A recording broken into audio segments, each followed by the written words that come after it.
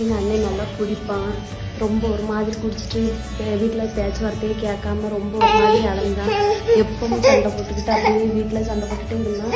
ஆனால் ஒரு நாள் இங்கே வச்சு தான் ஜெபம் நடத்தணும். நாங்கள் எல்லாரும் ரொம்ப ஆசைப்பட்டு தான் இந்த ஜெபத்தை நடத்தணும். இப்போ வந்து ஜெபம் பண்ண இப்போ எங்கள் அண்ணனுக்கு ஒரு நாள் கை காலெல்லாம் இழுத்துட்டு காலையில் ஒரு 10 மணிலேருந்து ராத்திரி 12 மணி வரைக்கும் அந்த கைகால் இழுத்தது வந்து நிற்கவே இல்லை.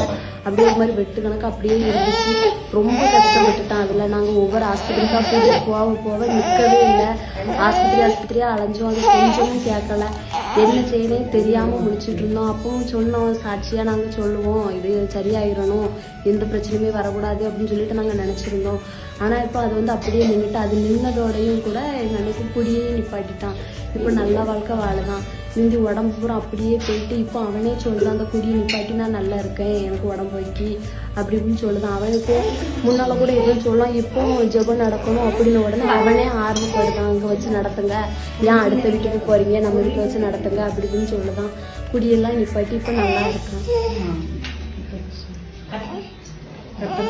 கர்த்தருக்கு நன்றி.